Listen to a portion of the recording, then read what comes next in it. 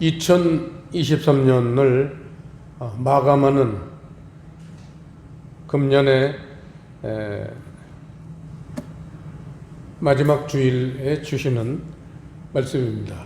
오늘 이 본문 말씀에는 중요한 메시지들이 숨겨 있습니다. 이걸 우리가 오늘 광부가 석탄을 땅속에서 캐는 듯이 캐내야 되겠습니다. 이러한 기회를 주신 주님께 감사드립니다. 그래서 우리가 한 해 믿음 생활을 이 말씀들을 통해서 정리를 해보면서 어떤 교훈을 주시는지를 우리가 경청해야 되겠습니다. 첫 번째 주시는 교훈은 8절에 보시면 나의 대적이여 나로 인하여 기뻐하지 말지어다. 이 놀라운 아주 담대한 그런 모습을 우리가 알 수 있습니다. 대적이라는 것은 그게 우리에게 어떤 실패하게 하거나 넘어뜨리거나 좌절하게 하는 그러한 대상이 여기서는 대적인데, 그건 영적으로 우리가 잘 알지만 마귀죠. 마귀가 눈에 보이지 않는 세계에 우리보다 강한 힘을 가지고 늘 우리 삶 속에서 우리를 괴롭히는 존재, 그러한 존재에게 대적이여 기뻐하지 말아라, 이런 놀라운 담대함을 어떻게 이 저자는 갖게 되었는지 궁금하지 않습니까? 자, 그 배경에는 7절을 보시면 오직 나는 여호와를 우러러보며 나를 구원하시는 하나님을 바라보나니 나의 하나님이 나를 들으시리로다. 그 하나님께 향한 믿음, 이게 있다는 거죠. 그게 세상을 두려워하지 않고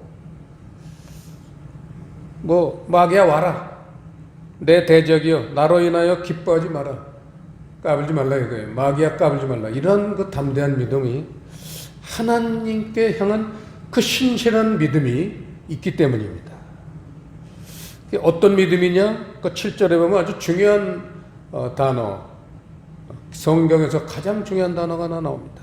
그게 나를 구원하시는 하나님을 바라보나니, 구원을 생각하는 그런 사람입니다. 구원하시는 하나님. 구원에 대해서 우리는 성경을 볼 때 어떤 사건, 어떤 장면을 보더라도 그 근본적인 바탕은 구원과 관계된다는 걸 여러분 인식을 할 줄 알아야 돼요. 그래서 우리가 성경을 볼 땐 그 말씀이나 그런 장면에 대해서 민감하고 그 일어나는 그 세계 속에 우리가 들어가야 돼요. 그래야지만 그 시대에 왜 이런 일이 일어났으며 그 시대에 그 사건에서는 하나님은 어떤 역할을 하시고 어떤 메시지를 주고 계신가, 내가 그 사건 속에 몇천 년 전이라 할지라도 들어가면 똑같은 메시지를 받을 수가 있다는 거죠. 그래서 성경이 이제 살아나게 되는 거죠. 몇천 년 전의 기록이라고 해도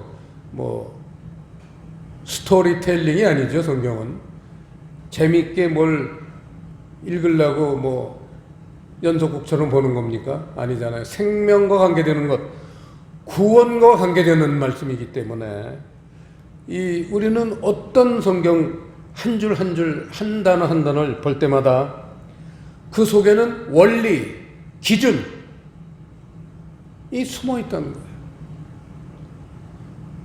모든 말씀은 다 똑같아요. 하나만 예를 들어 볼까요? 마태복음 22장에는 예복을 입는 사건, 그게 주제입니다. 어떤 사람은 예복을 입었어요. 근데 어떤 사람은 잔치집에 갔는데 예복을 입질 못해서 쫓겨나서 바깥 어두운 데서 슬피 울며 이를 갈미 있으리라. 이건 지옥에 떨어진 얘기예요. 똑같이 교회 생활, 그 잔치라는 건 교회 잔치예요. 똑같이 교회를 다니는데 어떤 사람은 예복을 입고 있고 예복을 입지 않은 사람은 쫓겨나서 교회를 다녔더라도 장로라도 목사라도 권사라도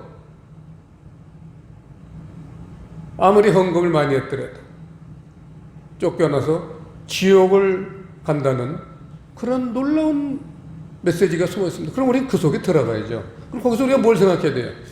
아, 예복을 어떻게 해야지 입을 수 있나? 이걸 한번 생각하면 그 말씀을 보면서 마태복음 22장은 5단계로 나눠져 있지만 그 전체를 통틀을 때 예복 만드는 얘기예요. 그 예복이 뭐냐? 예복을 입어야지 천국 간다는데 예복이 뭐냐? 좀 더 깊이 들어가서 예복은 어떻게 만드냐 이거잖아요. 예복은 어떻게 만들어야지 내가 입을 수 있나? 이거를 그 마태복음 22장에서 깨달아야지만 성경인 거예요. 거기 보면 두 번째 단락에 하나님의 것, 가이사의 것, 거기 보면 이 글과 형상이 네 것이냐 이런 얘기가 나오잖아요. 가이사의 글과 가이사의 형상으로 만들면 예복이 안 돼요. 그런데 하나님의 글과 하나님의 형상으로 예복을 만들면 그게 예복이 돼서 천국 간다. 이런 간단한 주제인데 그게 그 속에 숨어있는 메시지를 우리가 이제 캐내는 게 성경을 보는 그런 눈이 있어야 되죠. 영적인 눈이 없으면 성경을 보면요. 그러니까 뭐 조금은 도움이 될지 몰라도 별 도움은 안 됩니다. 자, 그래서 그 마귀에게 담대할 수 있는 그러한 믿음의 바탕은 바로 구원에 대한 그런 확신을 성경을 통해서 주님의 말씀을 통해서 이분은 늘 겸허하게 받아들이고 깨닫고 있기 때문에 두렵지 않으니까 마귀야 와라, 마귀야 까불지 마라 이러고 담대하게 신앙생활을 하면서 8절에 보시면요, 중간에 나는 엎드러질지라도 일어날 것이요 어두운 데 앉을지라도 여호와께서 나의 빛이 되실 것임이라. 이거예요. 마귀는 어떻게 하든지 나를 엎드러뜨리고 어두운 데 앉힌다는 거예요. 이게 마귀가 하는 일이에요. 마귀는 어떻게든지 딴질 걸어서 넘어지게 하고 그리고 어두운 속에 가둬놓는 거예요. 이게 마귀가 하는 일이에요. 그런데 저자는 야 마귀야 나로 인하여 기뻐하지 마. 왜냐하면 엎드러지더라도 일어난다는 거야. 나는 또 어두운 데 앉을지라도 여호와께서 나의 빛이 되셔서 빛 가운데로 그 어둠을 벗어나게 해주신다. 이런 확신이 있는 믿음,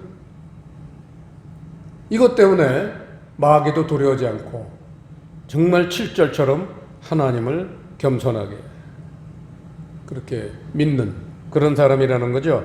이게 오늘 첫 번째 주시는 7절, 8절에서 주시는 교훈입니다. 자, 두 번째 교훈은 9절입니다. 우리 누구에게나 또 이게 해당되는 거죠. 9절에 보시면요. 내가 여호와께 범죄하였으니 주께서 나를 위하여 심판하사 신원하시기까지는 그의 노를 당하려니와. 여기까지입니다. 우선 자, 이 말씀은 우리에게 다 해당되죠. 내가 여호와께 범죄하였으니. 죄 안 진 사람 있습니까?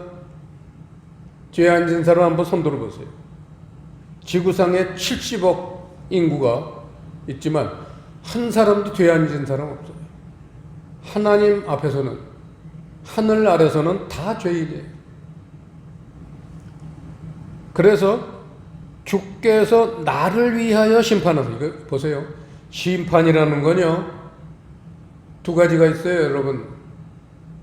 공부 잘하는 애들에겐 시험이요, 점수 많이 올려가지고 좋은 성적도 받고, 그래서 뭔가 내 가는 길이 좋아지고, 그런 영향을 미치는 게 시험이지만, 이 공부 안 하고 못한 친구들한테는 시험이 지옥 같습니다. 왜냐면 시험 보고 나면 낙제하고 공부가 끝났는데도 한 대 몰려서 공부 더 해야 되고, 나머지 공부해야 되고, 집에 가면 부모님한테 야단맞고, 애들한테 놀림받고, 살고 싶지 않아서 죽고 싶은 마음은 생기고. 시험이라는 게 좋은 사람에게는, 성실한 사람에게는 좋은 거지만 성실하지 못하고 게으른 인간들에게는 좋지 않아요. 마찬가지예요. 심판이라는 거는 내가 열심히 살고 있지만 내가 뭔가 약해서 넘어지기도 많이 했고 어두운 데도 많이 앉았다. 하지만 나는 근본은 하나님을 믿고 사랑하고 그래도 나름대로 최선을 다해서 살아보려고 노력을 했기 때문에 심판이라는 건 나를 위해서 심판이 있다. 이 심판을 아까 시험 치는 걸로 생각해서 나를 위하여 시험하사 이거예요.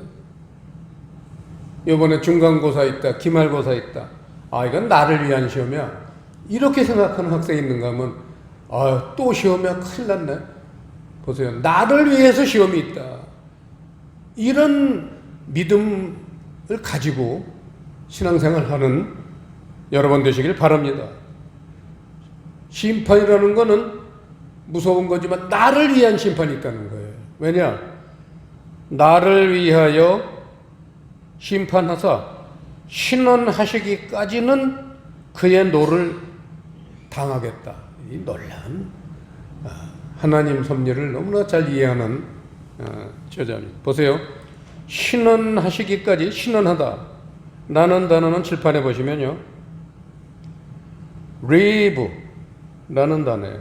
리브라는 단어를 지금 신원하시기까지 이렇게 한자 영어로 정말 알지도 못할 단어를 써놔가지고 뭔지도 모르고 그냥 읽어요, 사람들이요.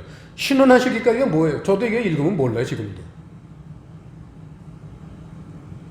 이 리브라는 단어는 꾸짖음, 논쟁, 다툼, 이 하나님이 우리와 논쟁을 하시고 다툴 때는 논쟁이나 다툼에는 옳고 그름을 논하는 거잖아요. 내가 그런 옳고 그름을 명확히 잘 파악을 하지 못하고 살 때 하나님이 나타나시면요, 논쟁을 하고 다툼을 해서 하나님이 이기겠죠. 왜냐면 내가 잘못했을 거 아니에요. 근데 잘못하지 않는다고 난 믿음이 좋다 이러고서 하니까 하나님이 나타나셔서 리브, 논쟁을 하시는데 그 논쟁이나 다툼의 핵심은 꾸짖음이에요. 칭찬 아니면 꾸짖음이에요, 여러분.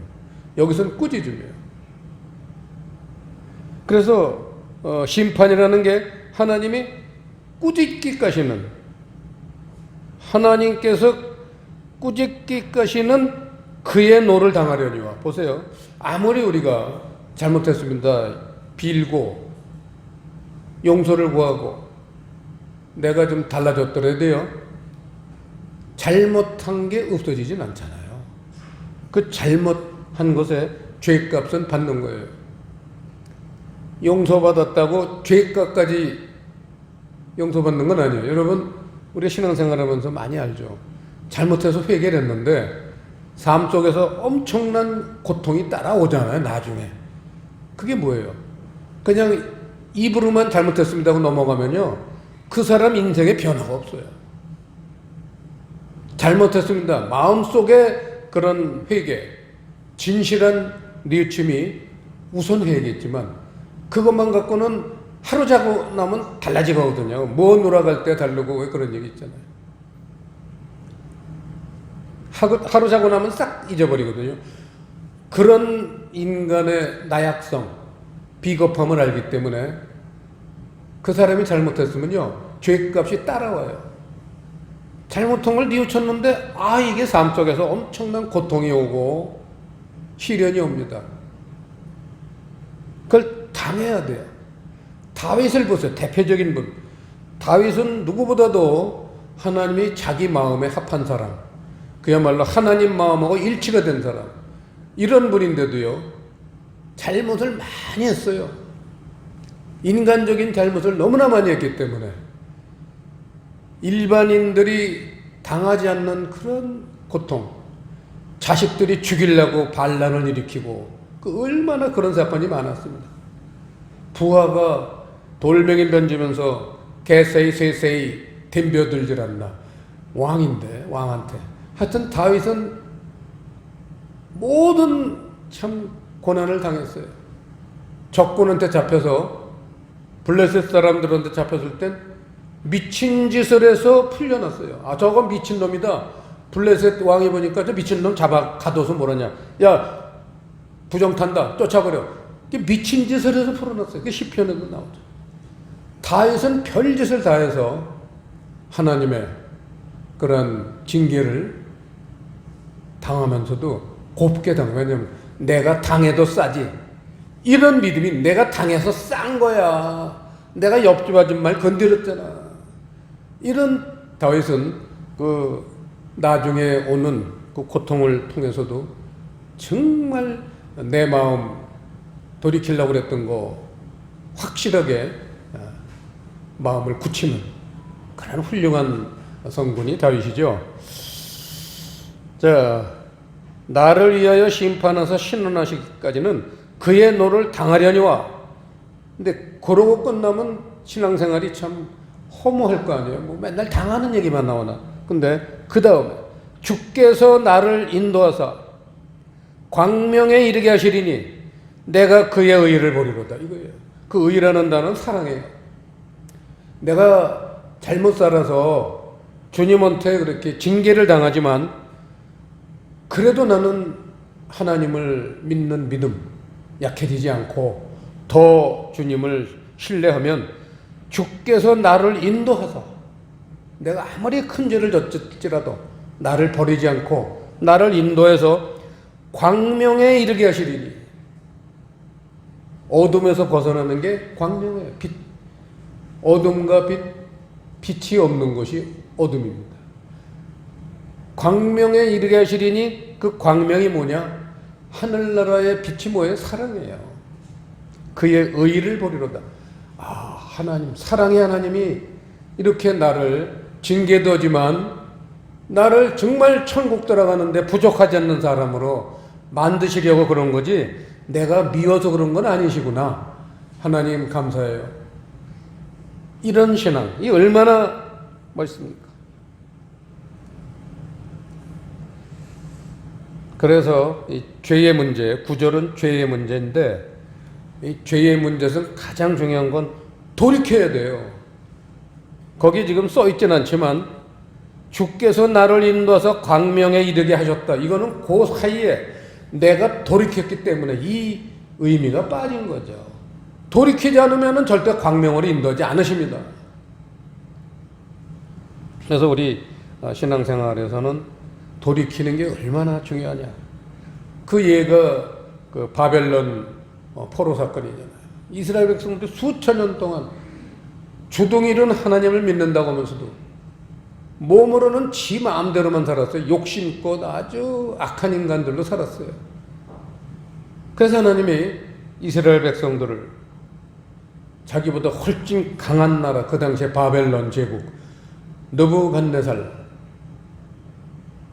바벨론 제국에게 전쟁에서 지게 만들어가지고 그 온 국민이 걷지 못하는 자와 아주 그 유약한 어린애들 빼놓고는 다 바벨론, 지금으로 말하면 이락이에요.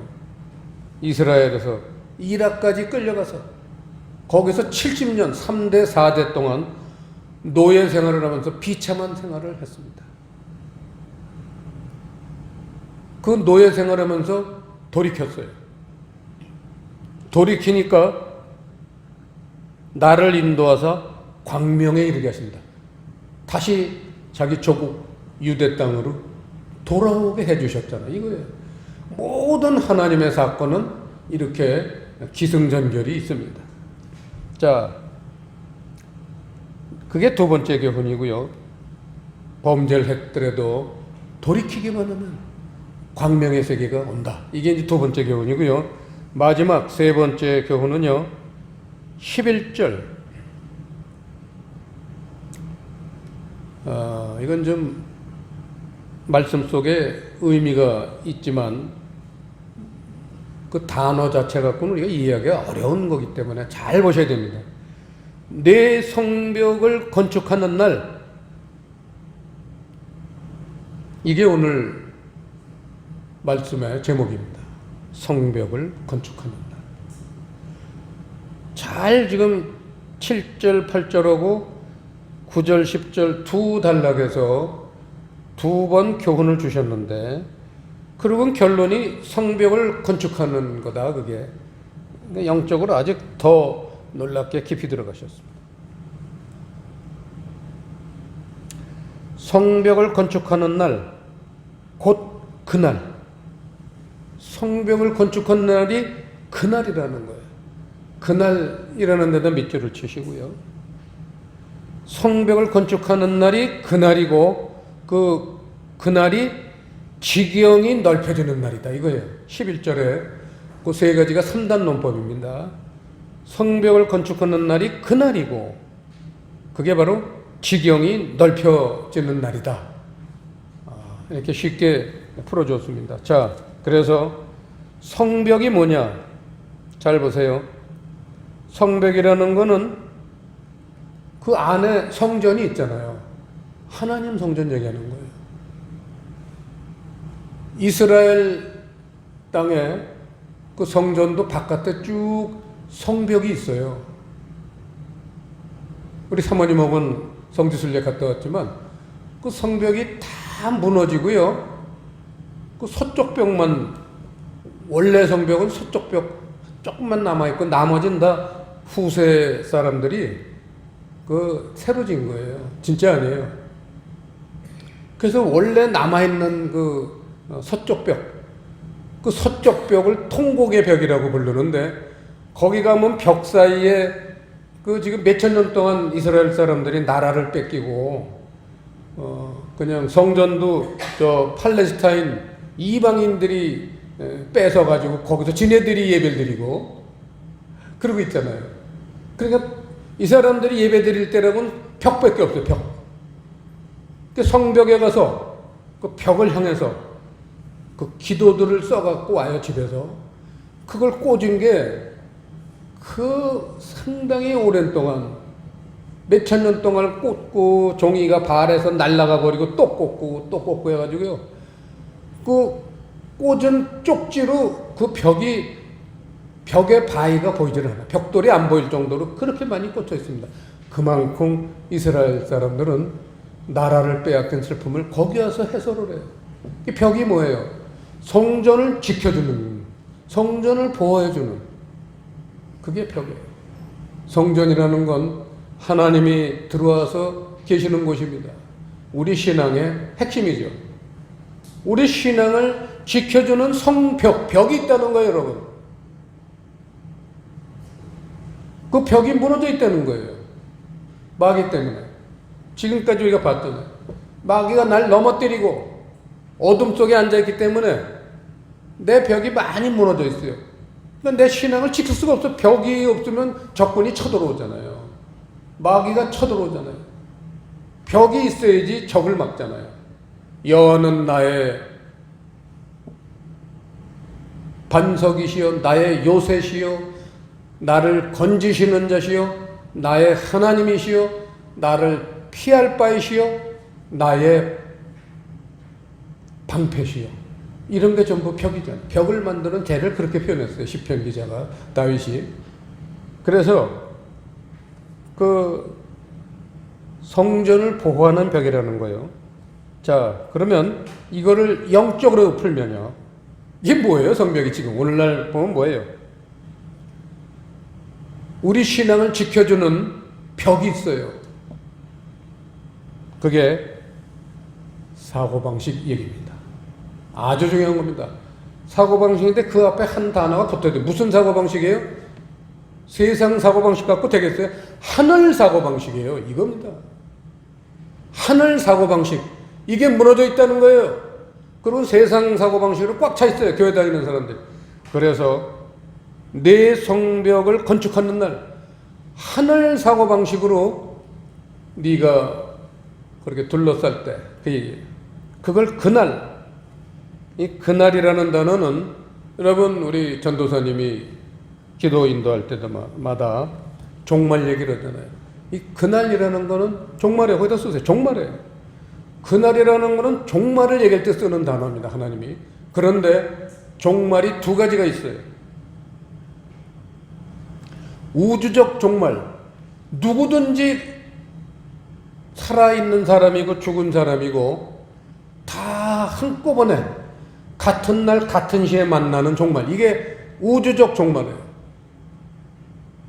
요한계시록은 그 우주적 종말 얘기를 쓰고 있습니다. 그런데 종말에는 두 가지가 있어요. 오늘 본문에서 말하는 그날, 이 종말은 우주적 종말 얘기하는 게 아니라 개인적 종말이에요. 개인적 종말은 사람마다 다 달라요. 교회를 다닌 세월이 다르고 믿음의 정도가 다 다르더라도 그거에 따라서 종말이 다르다. 그걸 개인적 종말이라고 그래요. 그리고 성경에다가 빈칸에다 쓰세요. 이 개인적 종말이라는 게 뭐냐. 이 종말이라는 게 뭐냐. 우주적 종말도 똑같아요. 종말이라는 거는 육이 영으로 바꿔 말하면 육의 사람이 영의 사람이 되는 날, 그거예요. 영의 사람이 되는 날, 이거를 종말이라고 해요. 그러니까 어떤 사람은 자기 목숨이 다할 때까지 일찌감치 종말을 맞았어. 육이 죽고 정말 영의 사람이 됐어요. 이런 훌륭한 사람도 있는가 하면 저 죽어서 무덤에 들어갈 때까지도 그대로 육의 사람으로 남아있고 영의 사람으로 발전하지 못한 사람, 이런 사람들은 그 최후가 아름답지 못하겠죠. 그날이라는 거예요. 그날. 여기서는 내 성벽을 건축하는 날이니까 이건 좋은 종말이죠. 성벽을 건축하는 날. 그래서 이 성벽이 아까 사고방식, 하늘 사고방식이라고 그러는데 대표적으로 두 가지가 있습니다. 두 개. 여러분 잘 알잖아요. 하늘 사고방식의 대표적인 덕목은 잘 아시죠? 진리와 사랑입니다. 진리와 사랑인데 여기서는 성벽이라고 표현을 했지만 그걸 풀어줬어요. 맨 끝장 보세요. 끝절. 미가서 7장 맨 끝절 20절에 보시면요. 주께서 옛적에 우리 열조에게 맹세하신 대로 야곱에게 성실을 베푸시며 아브라함에게 인애를 더하시리이다. 이렇게 결론을 냈어요. 그 성벽을 이렇게 두 개로 풀었어요. 그걸 성실하고 인애 이런 단어로 풀었습니다. 하나님이. 이 성실이라는 단어는 에메트, 성경에서 첫 손가락으로 중요한 단어예요. 에메트라는 단어는요, 성실성, 진리. 신약에 넘으면 이게 알레데이아, 진리예요. 그 다음에 헤세드, 인애라는 건 헤세드, 사랑, 인자, 은혜, 자비. 그런 겁니다. 그래서 잘 보세요. 에메트는 결국 뭐예요? 진리를 사랑한다는 것은 하나님의 세계에 가장 중요한 걸 사랑하니까 결국은 하나님을 사랑하게 되는 거예요. 그래서 성경에서 우리에게 가르치듯이 하나님 사랑해야 돼요. 헤세드라는 건 나하고 내 가족만 사랑하는 게 아니라 나하고 아무 관계도 없는 내 이웃까지도 사랑하라는 게 헤세드예요. 그래서 그건 이웃 사랑이에요. 그래서 에메트 헤세드라는 건 하나님 사랑, 이웃사랑. 성경의 가장 바탕이 되는 거죠. 그렇게 해서 그 성벽을 건축하면은 지경이 넓어진다. 지경이 뭐예요? 영의 영역 얘기하는 겁니다. 진리와 사랑을 우리가 순종하면은 영의 영역이 넓어진다는 거예요. 우리는 이것 때문에 신앙생활을 하는 겁니다. 영의 영역이 넓어진 사람이 쉽게 천국에 들어갑니다. 영의 영역을 하나도 못 가지고 있는 사람은요, 천국에 들어갈 때 검문에 걸려요. 10처녀 중에 5처녀는 천국 들어가고 5처녀는 못 들어갔는데, 그게 바로 그 얘기예요. 영의 영역이 없이는 영의 세계를 어떻게 들어갑니까? 육의 세계는 태어나면 자동방으로 내가 이 세상에 살아요. 왜냐하면 육의 세계니까. 내가 육으로 태어났어요. 근데 육으로 태어난 사람이 하나님 나라는 영의 바탕이기 때문에, 영의 세계이기 때문에 천국은 못 가요. 이 세상엔 내 마음대로 살 수 있어요. 천국은 영의 영역을 가진 사람만 들어갈 수가 있어요. 이게 성경에서 주는 아주 위대한 교훈입니다. 자, 그러면서요, 거기 12절 보면 좀, 예를 어렵게 들었습니다. 왜냐면 이걸 근본적으로 그 의미를 이해하지 못하면요, 안 풀려요. 그날에는 앗수르에서 애굽 성읍 드레까지, 애굽에서 하수까지, 이 바다에서 저 바다까지, 이 산에서 저 산까지의 사람들이 네게로 돌아올 것이나. 자, 잘 들여다보세요. 이 누구 얘기예요? 내 얘기예요. 성벽을 건축하려고 노력하는 사람을 아직 성벽을 건축하기 전에 들떨어진 상태, 그걸 여기서 뭐라 그러느냐? 보세요. 앗수르에서 애굽 성읍 드레까지. 앗수르라는 거는 100% 이방 나라예요. 지금으로 말하면 시리아를 옛날에는 아수르가 강대국이었잖아요. 근데 애굽 성읍이라는 거는요, 약간의 말씀은 있어요. 약간의 말씀은 있는데, 왜냐면 거긴 유대인들이 살기 때문에, 아브라함의 자손들이 살기 때문에 거긴 말씀이 있는데, 애굽 세상 속에서 묻혀 살다 보니까 하나님 말씀이 제대로 깨달아져서 나에게 적용을 하지 않고 그저 좋은 거는 받아들이고 달면 삼키고 쓰면 뱉어내는 그런 피상적인 말씀으로 사니까, 그게 아수르에서 애굽 성읍들에까지, 이건 조금 발전이 있는 거예요.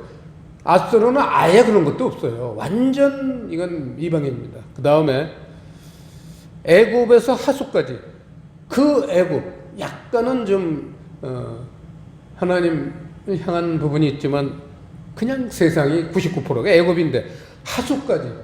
하수라는 건 여러분 알잖아요. 바다죠. 하수라는 건 큰 바다를 하수라고 그럽니다.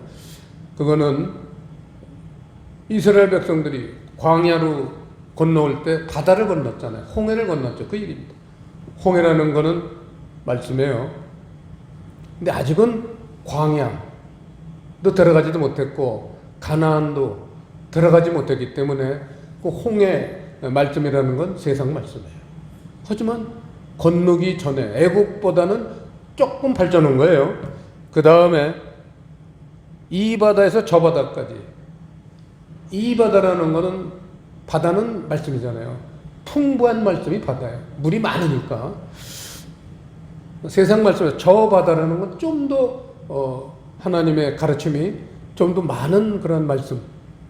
그러니까 이 바다에서 저 바다, 이 산에서 저 산. 마찬가지. 이 산이라는 거는, 산이라는 건 말씀인데 이 산이라는 건 세상 말씀, 저 산이라는 건 주님의 말씀.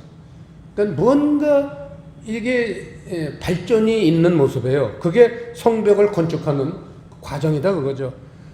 그렇게 해서 저 산까지 사람들이 네게로 돌아올 것이야. 뭐 딴 사람 얘기 아니라 네가 그렇게 표현한다는 걸 그렇게 표현하신 거예요. 하나님이 객관적으로 표현하셨어요. 그럼 13절, 그 땅은 그 거민의 행위 열매로 인하여 황무하리로다. 여러분, 내가 세상에 묻혀 살았다가 정말 고난을 통해서, 연단을 통해서 주님을 더욱 믿고 신뢰하게 되어서 이제는 육의 모습을 많이 벗어버리고 영의 모습을 많이 이렇게 간직한 그런 변화된 사람으로 살아가지만 13절 그 땅이라는 건 육신이에요. 내가 이렇게 변화되기 전의 모습이에요. 육으로 가득 차 있던 인생, 그게 그 거민의 행위 열매로 인하여 황무하리로다. 육신적인 세계는 이제 많이 없어진다 그 얘기죠. 그 얘기를 그렇게 표현한 겁니다. 여기서 황무하리로다라는 단어, 쉐마마, 네 번째 황폐, 사막. 여기서는 사막이라는 의미로 썼습니다. 사막. 정말 아무것도 건질 것 없는 육의 세계가 뭐 아주 행복한 게 많을 것 같고 세상에 푹 빠져 살지만 그건 사막이라는 거예요. 하나님 눈으로 보면 사막에서 발광하는 거죠. 사막에서 건질 게 뭐가 있어요? 죽자 살자 살아봐야 사막은 사막이에요. 그렇게 말합니다. 육으로 사는 사람에겐 사막밖에 없어요. 그걸 그렇게 그 땅은 황말이라도 그렇게 얘기한 거죠. 오늘 우리가 찬송가 369장을 아까 한번 불렀죠. 내 마음과 정성을 다하여서. 그 찬송가의 주제는 하나님 사랑, 이웃 사랑이에요. 오늘 말씀의 주제하고 일치합니다. 이런 주님의 가르침에 일치하는지 내 자신 1년의 내 믿음 생활을 뒤돌아보고 신년을 맞기 전에 주님이 기뻐하시는 그러한 성벽을 건축하는 사람, 지경이 넓어지는 사람, 이러한 사람들이 되시기를 바라겠습니다. 기도하겠습니다. 아버지 하나님, 오늘 미가서 말씀을 통해서 금년 한 해를 어떻게 정리하고 새해를 바라볼 것인지 우리에게 귀한 메시지를 주셨더니 이 메시지가 나에는 영적인 교훈이 되어서 내 신앙이, 내 삶이 놀라운 변화가 일어나게 해 주옵소서. 예수님 이름으로 기도드리옵나이다.